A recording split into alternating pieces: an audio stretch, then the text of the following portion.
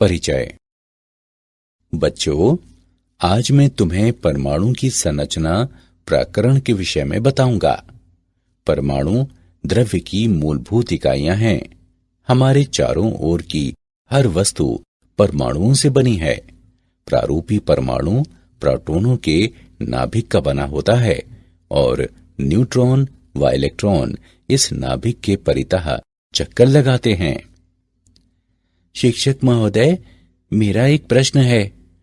हमारे चारों ओर की वस्तुएं विभिन्न पदार्थों से बनी हैं, तो यह कैसे संभव है कि परमाणु द्रव्य की आधारभूत इकाइयां हैं? शाबाश, अच्छा प्रश्न है राकेश। जैसा कि तुम जानते हो कि सभी वस्तुएं विभिन्न सामग्रियों जैसे कि प्लास्टिक, रबर, लोहे इत्यादि से बनी होती हैं। इनमें अणुओं के विन्यास तथा प्रकार अलग अलग तरह के होते हैं तथा अणु या दो से अधिक परमाणुओं का समूह होता है। तो इस तरह से परमाणु ही मूलभूत इकाई हैं। छात्रों, आइए परमाणुओं के बारे में और अधिक चर्चा करें।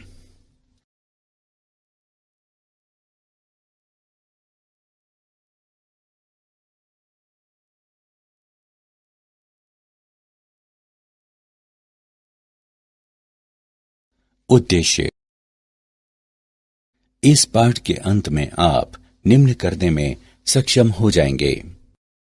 परमाणु के थॉमसन मॉडल को जानना, अल्फा कणों के प्रकीर्णन के प्रयोग का वर्णन करना, अल्फा कणों के प्रकीर्णन के प्रयोग को समझना, रदरफोर्ड के परमाणु मॉडल का वर्णन करना, इलेक्ट्रॉन की कक्षा को परिभाषित करना, परमाणुवीय स्पेक्ट्रम का विश्लेषण करना, हाइड्रोजन परमाणु के बोर मॉडल की विवेचना करना, हाइड्रोजन परमाणु के ऊर्जा स्तरों के बारे में जानना, हाइड्रोजन परमाणु के लाइन स्पेक्ट्रम का विश्लेषण करना, बोर के द्वितीय अभिगृहित का दे ब्रॉगली के स्पष्टीकरण के बारे में जानना।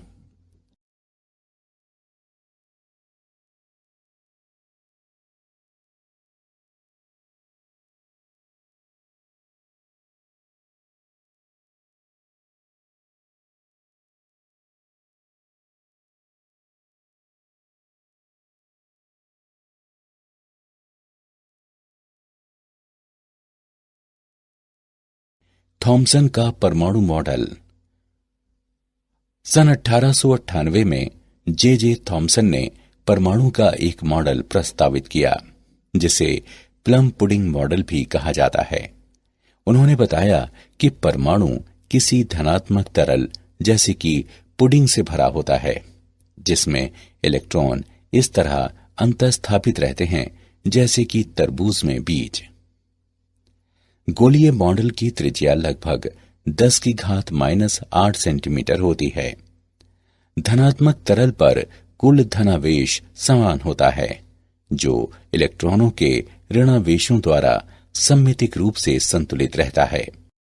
लेकिन इस मॉडल को अस्वीकृत कर दिया गया, क्योंकि यह मॉडल रदरफोर्ड द्वारा किए गए प्रयोगों के परिणामों को संतुष्ट करने में विफल रहा। अल्फा कणों के प्रकीर्णन का प्रयोग। रदरफोर्ड ने धातु की पतली पन्नियों पर अल्फा कणों को प्रक्षेपित कराया और प्रक्षेपित कणों के विक्षेपण वाले पथों का अवलोकन किया। प्रायोगिक व्यवस्था। एक रेडियोधर्मी स्रोत से उत्सर्जित अल्फा कण लेड की ईंटों से गुजरकर एक संकीर्ण पुंज के रूप में संरेखित होते हैं। पुंज को धातु की एक पतली पन्नी पर प्रक्षेपित कराया गया, जिसकी मोटाई 2.1 गुणे 10⁻⁻7 मीटर थी। प्राकीर्णित अल्फा कणों का विक्षेप मापने के लिए एक घूर्णी संसूचक का प्रयोग किया गया, जिसमें जिंक सल्फाइड का एक पर्दा और एक सूक्ष्मदर्शी था। प्रेक्षण। अधिकांश अल्फा कण धातु की पन्नी से इस तरह सीधे गुजर जाते हैं जैसे वे रिक्त स्थान में गए हों। आपतित कणों में से केवल 0.14% ही 1 डिग्री से अधिक प्रकीर्णित होते हैं। इन कणों का एक छोटा अंश 90 डिग्री से बड़े विशाल कणों द्वारा प्रकीर्णित होता है, जिनमें से कुछ लगभग 180 डिग्री कोणों से प्रकीर्णित होते हैं। रदरफोर्ड ने निम्न मान्यताओं के आधार पर एक सिद्धांत विकसित किया। अल्फा कण और नाभिक बिंदु द्रव्यमान एवं आवेश होते हैं। अल्फा कणों तथा नाभिक के बीच केवल एक वैद्युत स्थैतिक प्रतिकर्षी बल कार्य करता है। अल्फा कणों की तुलना में नाभिक इतना भारी होता है कि ये उनकी अन्योन्य क्रिया के दौरान गति नहीं करता।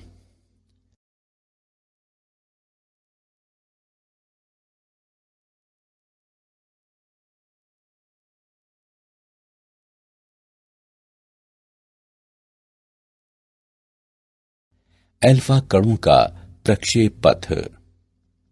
चूंकि वैद्युत स्थैतिक बल 1/r वर्ग विचलित होता है, अल्फा कणों का प्रक्षेप पथ अति परवलयी होता है, जहां r अल्फा कण और नाभिक के बीच तात्क्षणिक पृथक्कन है। नाभिक तथा अल्फा कण की गति की आरंभिक रेखा के बीच की अभिलंबवत दूरी संघट्ट प्राचल कहलाती है। रदरफोर्ड ने थीटा प्रकीर्णन कोण से पर्दे पर पहुंचने वाले अल्फा कणों की संख्या n थीटा प्रति इकाई क्षेत्रफल परिकलित किया और पाया कि n थीटा साइन थीटा बटे 2 की घात 4 के व्युत्क्रमानुपाती होता है। कण तथा नाभिक के बीच की निकटतम दूरी से नाभिक का आकार लगभग 10 की घात -14 मीटर से लेकर 10 की घात -15 मीटर तक होने का पता चलता है। परमाणु से संबंधित कोई इलेक्ट्रॉन नाभिक के बाहर आपेक्षिक बड़े आयतन वाले माने गए। परमाणु में बड़ा खाली स्थान होने के कारण अधिकांश अल्फा कण पतली पन्नी से बिना विक्षेपित हुए निकल गए। रदरफोर्ड का परमाणु मॉडल। रदरफोर्ड के प्राकीर्णन के प्रयोग ने नाभिकीय परमाणु मॉडल को जन्म दिया। इसकी मुख्य विशेषताएं निम्न हैं। परमाणु में धनावेशित तथा भारी क्रोड होती है, जो नाभिक कहलाता है। परमाणु के आकार की तुलना में नाभिक बहुत ही कम स्थान घेरता है। नाभिक कई इलेक्ट्रॉनों से घिरा रहता है, जिससे परमाणु विद्युतिक रूप से उदासीन हो जाता है। इलेक्ट्रॉनों को नाभिक की ओर विद्युत बल आकर्षित करता है, जिसके विरुद्ध अपने स्थानों पर बने रहने के लिए वे नाभिक के परितः कक्षाओं में चक्कर लगाते हैं।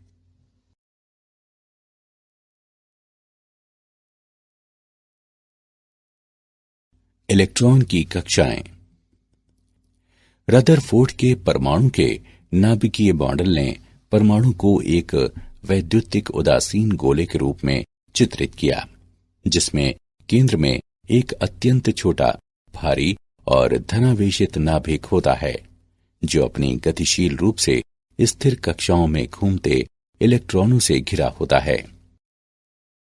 घूमते इलेक्ट्रॉनों तथा नाभिक के बीच आकर्षण का वैद्युत स्थैतिक बल इलेक्ट्रॉनों को उनकी कक्षाओं में बनाए रखने के लिए अपेक्षित अभिकेंद्रीय बल प्रदान करता है। Fe बराबर Fc। उनके संबंधित मानों को प्रतिस्थापित करने पर हम पाते हैं कि mv वर्ग गुणे r बराबर है 1/4 पाई एप्सिलॉन नॉट e वर्ग बटे r वर्ग। हम इस समीकरण को निम्नवत भी लिख सकते हैं। r बराबर e वर्ग बटे 4 पाई एप्सिलॉन नॉट mv वर्ग। हाइड्रोजन परमाणु में इलेक्ट्रॉन की गतिज ऊर्जा एवं वैद्युत स्थैतिक स्थितिज ऊर्जा निम्नानुसार व्यक्त है। K बराबर 1/2 mv वर्ग बराबर E वर्ग बटे 8 पाई एप्सिलॉन नॉट r तथा U बराबर -E वर्ग बटे 4 पाई एप्सिलॉन नॉट r। अतः एक हाइड्रोजन परमाणु में इलेक्ट्रॉन की कुल ऊर्जा निम्न होगी। E बराबर K प्लस U जो -E वर्ग बटे 8 पाई एप्सिलॉन नॉट r के बराबर है। इलेक्ट्रॉन की कुल ऊर्जा ऋणात्मक है। इसका अर्थ है कि इलेक्ट्रॉन नाभिक से बंधा है।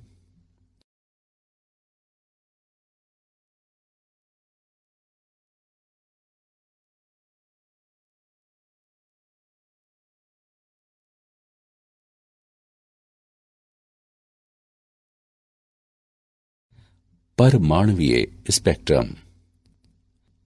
हाइड्रोजन जैसी गैस से भरी निर्वातित कांच नलिका में स्थित 2 इलेक्ट्रोडों के मध्य पर्याप्त उच्च विभवांतर प्रयुक्त करके विद्युत चुम्बकीय विकिरण उत्सर्जित किया जा सकता है।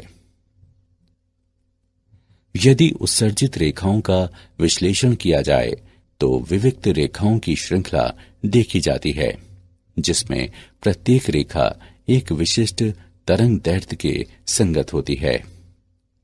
काली पृष्ठभूमि में चमकीली रेखाओं की ऐसी श्रृंखला उत्सर्जन रैखिक स्पेक्ट्रम कहलाती है। जब किसी गैस से श्वेत प्रकाश गुजरता है तो पारगत प्रकाश में कुछ काली रेखाएं होती हैं। ये काली रेखाएं गैस की सामग्री का अवशोषक रैखिक स्पेक्ट्रम कहलाती हैं। दृश्य क्षेत्र में रेखाओं का समूह बामर श्रेणी कहलाता है। ये रेखाएं निम्न समीकरण द्वारा वर्णित की जा सकती हैं। 1/λ बराबर r 1/2 वर्ग माइनस 1/n वर्ग।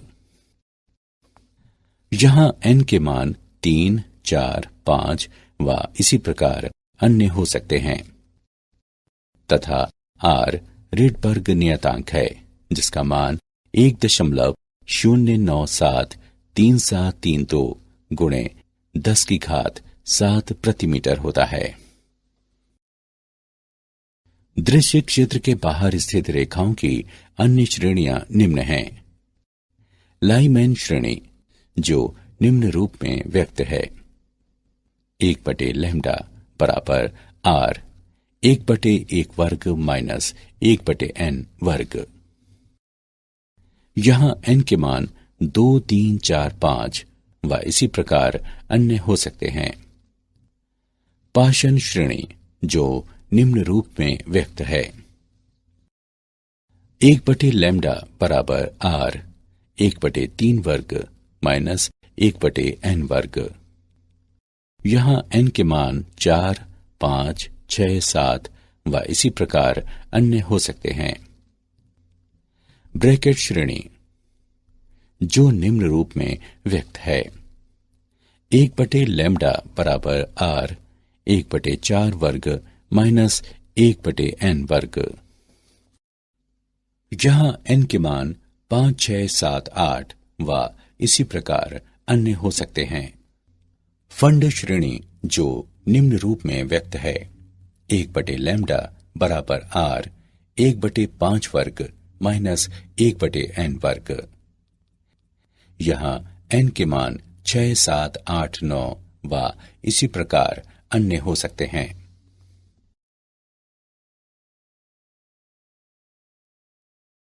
हाइड्रोजन परमाणु का बोर मॉडल। परमाणु के बोर मॉडल के मूल अभिगृहित निम्न हैं। इलेक्ट्रॉन नाभिक के परितः कूलॉम बल के प्रभाव में विशिष्ट वृत्तीय कक्षाओं में घूमता है, जो स्थैतिक कक्षाएं कहलाती हैं। इन कक्षाओं में इलेक्ट्रॉन विद्युत चुम्बकीय तरंगें उत्सर्जित नहीं करता, इसलिए परमाणु स्थायी रहता है।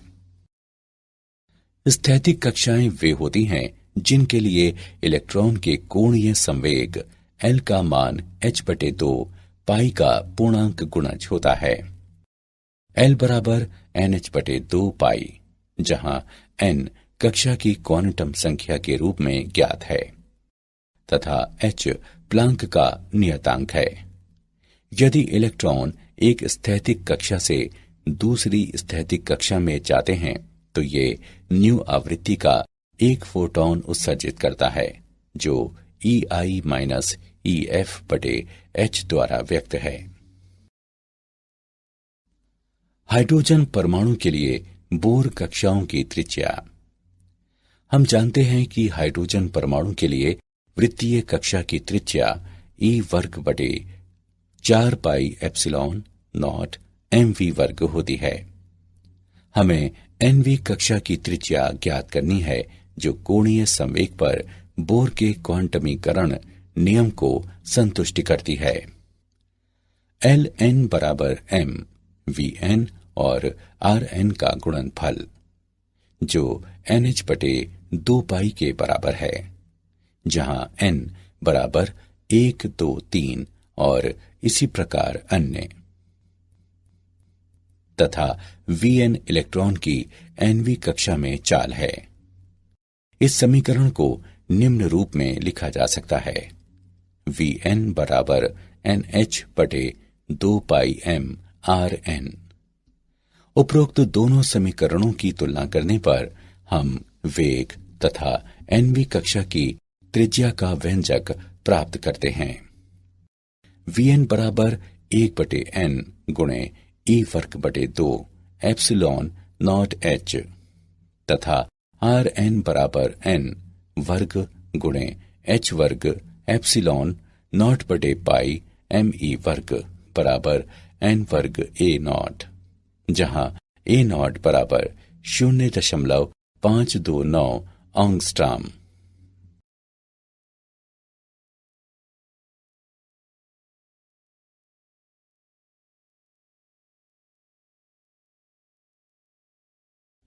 हाइड्रोजन परमाणु के ऊर्जा स्तर। हम जानते हैं कि हाइड्रोजन परमाणु की कुल ऊर्जा इलेक्ट्रॉन की गतिज ऊर्जा तथा नाभिक के कूलॉम क्षेत्र में इसकी स्थितिज ऊर्जा का योग होती है। En बराबर -E²/8 pi epsilon not Rn। इस समीकरण को निम्नवत भी लिखा जा सकता है: En बराबर me⁴ एप्सिलॉन नॉट वर्ग n वर्ग h वर्ग, जहां E0 बराबर me⁴ एप्सिलॉन नॉट वर्ग h वर्ग। En बराबर 2.2 गुणे 10⁻⁻18 जूल, जो 13.6 इलेक्ट्रोवोल्ट के बराबर है। उपरोक्त समीकरण को निम्नवत भी लिखा जा सकता है: En बराबर -13.6/n वर्ग इलेक्ट्रोवोल्ट। इन समीकरणों द्वारा वे निर्दिष्ट ऊर्जाएं हाइड्रोजन परमाणु के ऊर्जा स्तर कहलाती हैं। ये स्तर ऋणात्मक रूप से इंगित करते हैं कि हाइड्रोजन परमाणु एक आबद्ध निकाय होता है।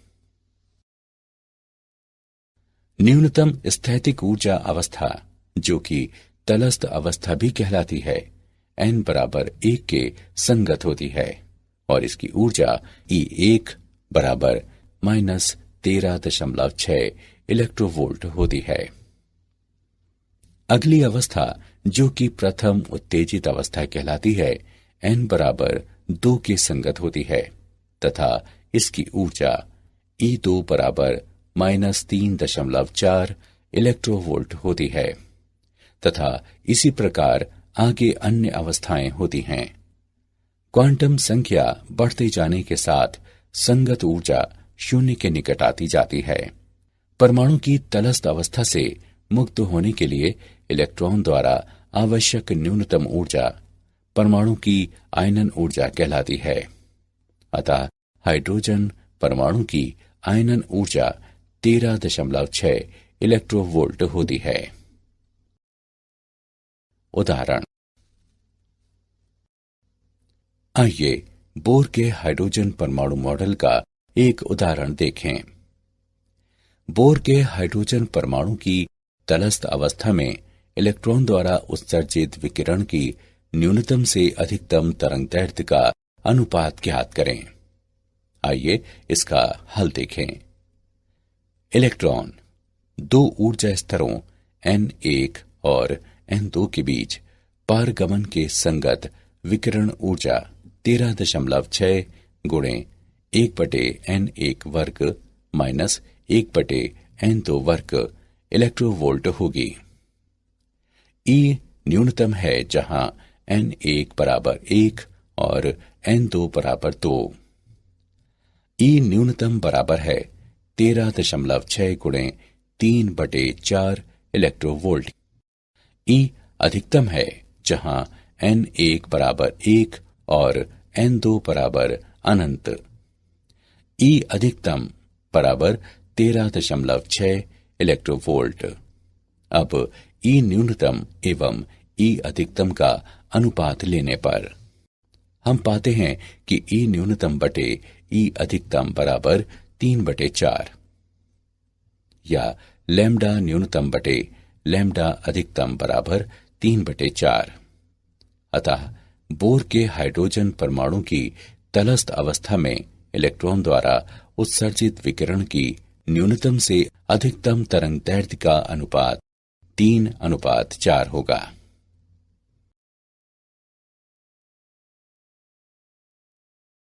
हाइड्रोजन परमाणु का लाइन स्पेक्ट्रम। परमाणुओं के निकाय में सामान्य तापमान पर अधिकांश परमाणु तटस्थ अवस्था में रहते हैं। यदि हाइड्रोजन परमाणुओं के ऐसे निकाय पर श्वेत प्रकाश डाला जाता है तो संक्रमित प्रकाश के विविध तरंगदैर्ध्यों वाले विकिरण नहीं होते। हाइड्रोजन का ये अवशोषण स्पेक्ट्रम लाइमैन श्रेणी के संगत होता है। इलेक्ट्रॉनों द्वारा विकिरण से ऊर्जा अवशोषित करने के पश्चात निम्नतर ऊर्जा अवस्थाओं से उच्चतर ऊर्जा अवस्थाओं में जाने पर अवशोषण स्पेक्ट्रम प्राप्त किया जाता है। अवशोषित विकिरण की आवृत्ति निम्न द्वारा व्यक्त है। h न्यू HL बराबर E उच्च माइनस E निम्न। कमरे के तापमान पर बहुत कम इलेक्ट्रॉन उच्च ऊर्जा अवस्थाओं n बराबर 2 और 3 में होते हैं। विभिन्न ऊर्जा स्तरों में इलेक्ट्रॉनों की संख्या तापक्रम द्वारा निर्धारित की जाती है। उच्चतर तापमान पर हाइड्रोजन के अधिक संख्या में इलेक्ट्रॉन n बराबर 2 स्तर में होते हैं। अवशोषण रेखाओं का तरंगदैर्घ्य उत्सर्जन रेखाओं के समान होता है। उत्सर्जित प्रकाश तथा अवशोषित प्रकाश की आवृत्ति परिकलित करने के लिए इस संबंध का उपयोग किया जाता है। E2 माइनस E1 बराबर h न्यू 12 जो Hc बटे लैम्डा 12 के बराबर है। बोर के क्वांटमीकरण के द्वितीय अभिग्रहित का दे ब्रॉगली द्वारा स्पष्टीकरण।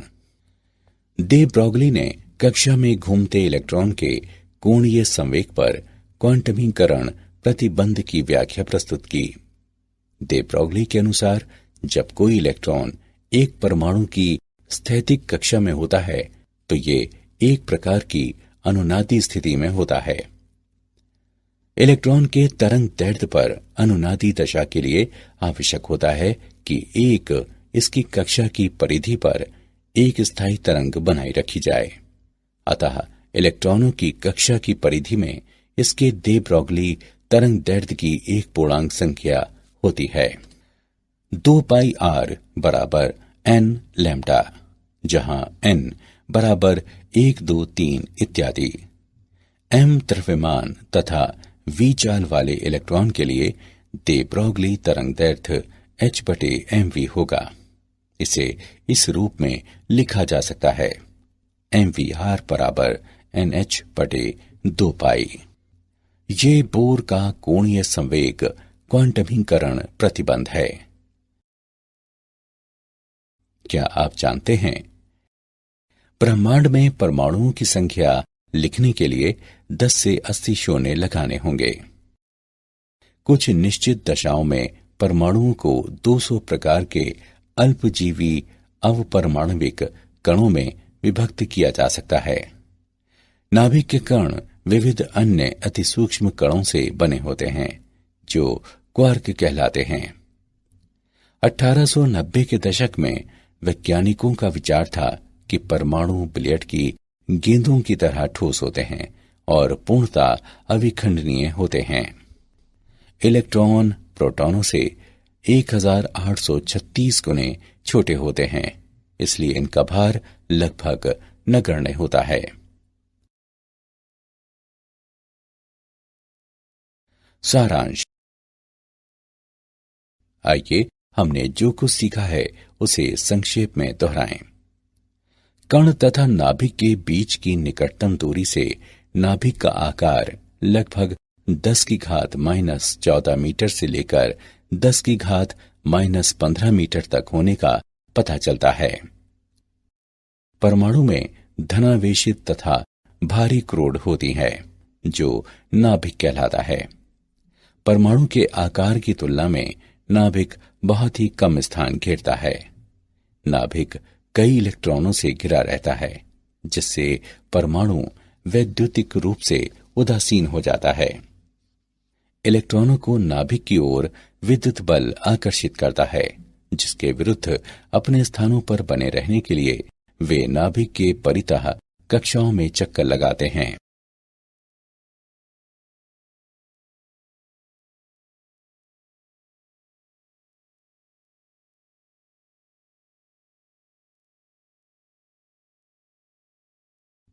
जब किसी गैस से श्वेत प्रकाश गुजरता है तो पारगत प्रकाश में कुछ काली रेखाएं होती हैं। ये काली रेखाएं गैस की सामग्री का अवशोषण रैखिक स्पेक्ट्रम कहलाती हैं। इलेक्ट्रॉन नाभिक के परितः कूलॉम बल के प्रभाव में विशिष्ट वृत्तीय कक्षाओं में घूमता है, जो स्थैतिक कक्षाएं कहलाती हैं।